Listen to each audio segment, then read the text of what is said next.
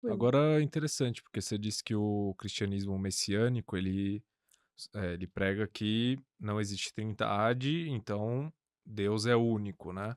E no Sim. Islã nós acreditamos, não há dúvida, é inquestionável que Deus é único, não tem parceiros, não tem parentes, enfim. Qual que é a diferença entre essas 2 crenças? Ó, quando você tira a trindade, você quebra o cristianismo inteiro, essa é a Sim. verdade.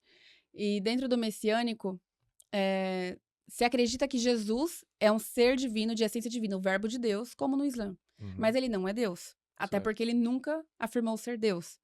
E dentro do messiânico, nós oramos em nome de Jesus, no caso, né, nós não, orava, né, em nome de Jesus, porque na Bíblia dizia dessa maneira, porque como se ele fosse o intermediário mesmo, entendeu? Mas que eu não Uhum. dependo dele para chegar a Deus, porque Deus é único. Porque quando você entra para o messiânico, você acaba seguindo uma linha judaica. E dentro da linha Entendi. judaica, se eu coloco uma trindade, eu tô quebrando o primeiro mandamento da Torá, que é Uhum. o Deus único, Uhum. que é a mesma coisa do Islã.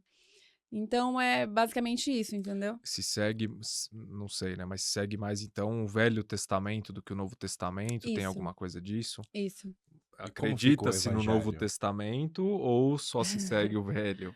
Você acredita em ambos, Tá. né? Só que ai meu Deus, é complicado, mas vamos lá. O Velho Testamento se segue mais porque tem mais a lei, né, que não são só os 10 mandamentos, são Uhum. 600 e poucas leis.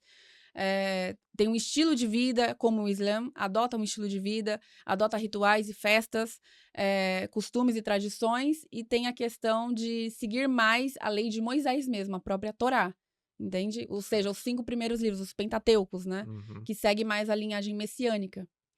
Porque na minha cabeça, por que eu entrei para o messiânico? Porque eu não entendia como o cristianismo atual, falando do cristianismo atual, dentro da minha experiência, é um mundo de graça. Tudo é pela graça. Dentro da igreja se diz esse termo, tudo é pela graça, já está Sim. perdoado, tudo já está resolvido, você é pela graça sereis salvos. Então, se eu já sou salvo, eu pecar e depois eu me arrependo. Tipo, não tem lei, não tem regra, é tudo solto. Uhum. E eu ficava na minha Essas cabeça, pessoas, elas afirmam inclusive que Jesus veio para abolir as tradições, né? para abolir a lei. Só que Jesus mesmo Para que as disse. pessoas vivam da graça e não da O lei. tempo da graça, exatamente. O tempo da graça, eles vendem uma graça barata. Eu falo isso porque eu pregava essa graça barata.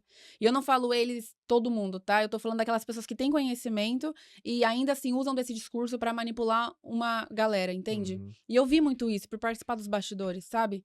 A pessoa conhece a verdade e prefere usar dessa graça barata pra confundir o que é realmente essa graça. Essa graça é a oportunidade de eu pedir perdão a Deus e ter a garantia que se eu realmente for arrependido, Deus vai me perdoar. É isso, Uhum. não se trata de tá tudo liberado. E eu não conseguia entender como do Novo Testamento até o Apocalipse, a gente vê, de Gênesis e Apocalipse, a gente vê Deus sempre criando o mundo debaixo de regras, leis e padrões. Sempre teve, sempre existiu uma hierarquia. Porque de repente agora no tempo da graça não tem mais.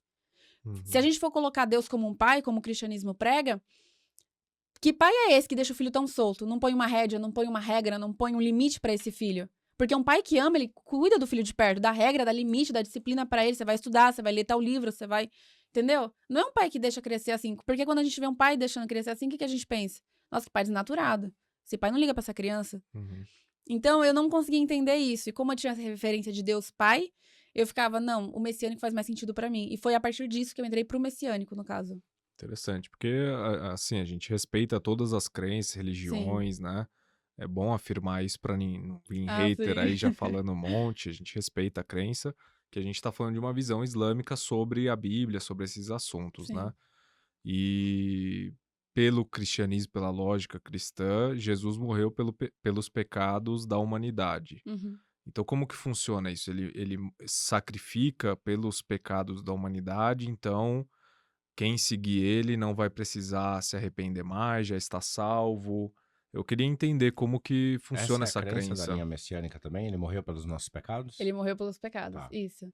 É assim, eu falo, eu tenho um carinho e um amor muito grande pelos judeus e pelos cristãos, isso não muda em nada, são Claro. pessoas que eu tenho amigos até hoje, pessoas da minha família, então eu tenho Uhum, um respeito muito grande pelas pessoas que seguem a Deus, assim, de forma verdadeira e honesta, sabe. Eu uhum, realmente admiro muito e aprendo muito com eles também. com certeza. Só que, né, dentro desse contexto de Jesus, no messiânico se acredita assim também, que Jesus morreu, Porque desde os tempos de Moisés e Abraão, a gente vê o sacrifício pela remissão dos pecados. Uhum. Sacrifício de animais puros, a melhor Do rebanho. do rebanho e aquela coisa toda. A gente vê isso sendo propagado desde o início de Gênesis e etc. E quando chega ali Jesus, Jesus se entregou como próprio sacrifício e morreu pelos pecados e aquela coisa toda. Mas, a todo tempo, ele não é Deus, entendeu? É só Uhum. alguém que se deu em prol da humanidade, entendeu? Entendi. Isso no cristianismo messiânico Messiânico, mesmo. isso. Legal. Então, eu queria que a gente colocasse alguns pontos. Então, por exemplo, o Velho Testamento foi escrito por Moisés, né? Que seria, não sei, né? É uma pergunta. Não, sim. Moisés. E aí vem o Novo Testamento, que é escrito pelos discípulos de Jesus, não é a palavra de Jesus. Ou então eu queria entender Eles não como que são foi discípulos, escrito. não. Os que escreveram, eles não conviveram com Jesus, Não, né? não, Foi não. alguns Foi anos 4 depois. séculos depois. 4 séculos pouquinho. depois. É Então, como que bastante foi tempo. escrita a Bíblia, né? O Novo Testamento, Sim. pelo menos, ou o Velho também. Dentro da Bíblia, como eu posso dizer, não se achou muitos resquícios do que é realmente a Bíblia, né? Porque sentou o grupo de Roma, sentou e definiu o que seria a Bíblia, Esse seria o entende? Conselho de Nicéia, né? Isso mesmo. Teve vários conselhos de Florença e etc. E dentro desses conselhos, o que aconteceu? Eles formularam a Bíblia primeiro e colocaram Jesus como Deus. Não houve a população, a opinião popular não aceitou isso, Uhum. porque eles eram pagãos, então, Pagãos. pagãos. E eles então serviam vários deuses. Como agora você fala que a gente tem que ter crença em um? Uhum. Então não aceitaram. Então houve de novo outra reunião e etc. Depois de alguns séculos, 3 séculos, se não me engano, fizeram de novo e colocaram uma trindade para poder ser aceita pelas pessoas que serviam a vários deuses. Porque com a trindade, 3 deuses, né, dentro desse Aquilo que a gente contexto. tava falando, né? Houve um encaixe ali dos Isso. rituais pagãos gregos e romanos com Porque o que formatou o cristianismo que a gente conhece hoje. na Isso. Bíblia em si, qual que é o fundamento para a Trindade? Só existe uma passagem que afirma a trindade. E ela foi aplicada e colocada 6 ou 5 séculos, não tenho certeza. Depois da morte de Cristo. Depois da morte de Cristo. E qual passagem que é essa? Que é batizar em nome do Pai, do Filho e do Espírito Santo. Qual livro que é? Foi João Batista que colocou, eu não sei exato ao certo. Que eu acho que tem 2 passagens que falam do batismo de Jesus, então não vou confirmar. Mas é a única passagem que fala sobre essa trindade, entende? Então, foram muitas coisas. Lutero também fez isso, retirou alguns livros, colocou outros, tanto que a Bíblia Católica tem mais livros que a Bíblia Evangélica. Isso. E aí houve essas alterações, né?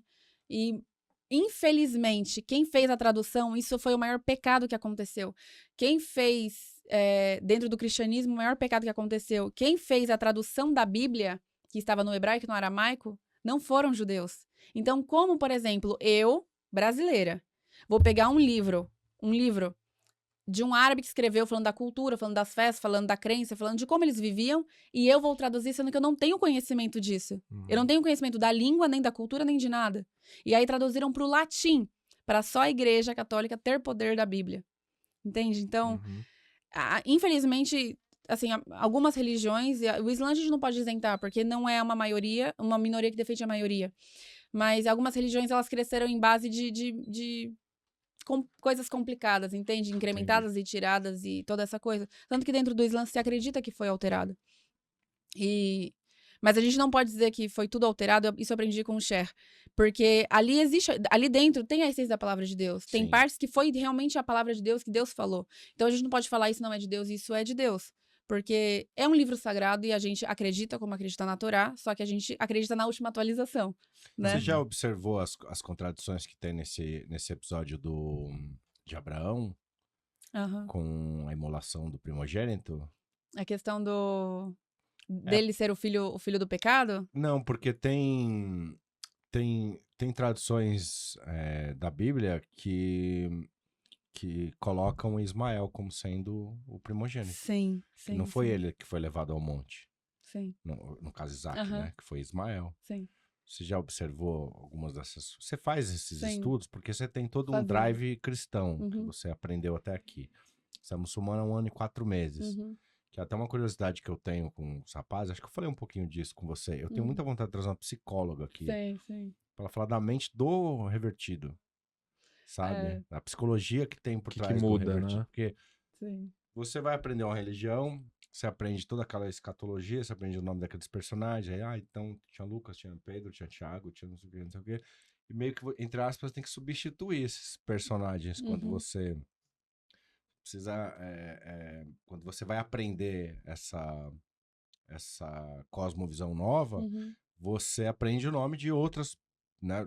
Profeta Muhammad, as pessoas que viviam com ele, quem eram os parentes, uma outra quem era o estrutura, tio, né? é uma outra estrutura, uma outra história, né? E que a gente vai percebendo os encontros que tem com a história que a gente conheceu, no caso, somos revertidos cristãos, né?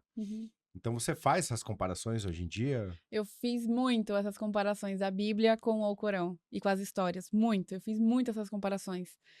E a questão de Ismael, algo que pra mim, na época como cristã, que eu não conseguia entender. Que os judeus e os cristãos não aceitam Ismael como filho primogênito, mas aceitam, por exemplo, Abraão teve Ismael e Isaac. Eles só aceitam e reconhecem Isaac. Por ser filho da Por esposa ser filho de Sara, legítima, vamos exato. colocar assim. Mas quando a gente traz para Jacó, que de Jacó veio as 12 tribos de Israel, eles aceitam as 12 tribos sendo filhas de concubinas, escravas e de esposas. Por que que aqui eles aceitam essas 12 tribos, os 12 filhos que geraram as tribos, mas não aceitam a primogenitura do patriarca? Que interessante. Então, isso que eu não conseguia entender. Peraí, por que essa seleção? O que acontece? E depois eu entendi que é por conta da questão dos árabes virem de Ismael, né? É porque você retira a importância, porque assim, na Bíblia, quando a gente chega nesse trecho, quando Deus fala para Abraão, não, eu tava brincando, não só matar seu filho, eu tava só testando sua fé, ver se você era crente mesmo. Então. Ele fala, farei das duas descendências grandes nações. Né? Então, assim, eu acho, inclusive, que essa coisa do filho da escrava, que era Agar, e teve que fugir pelo deserto, eu acho que é isso que puxa boa parte dos convertidos no terceiro mundo, na América Latina, sabia? A identificação com o refugiado, a identificação com o oprimido, a identificação com aquele de quem foi tirado tudo, que foi escravizado, que foi, entendeu? Sim. Foi posto pra morrer. Eu percebo muita gente se identificando a história com de nessa Jesus, condição. Né?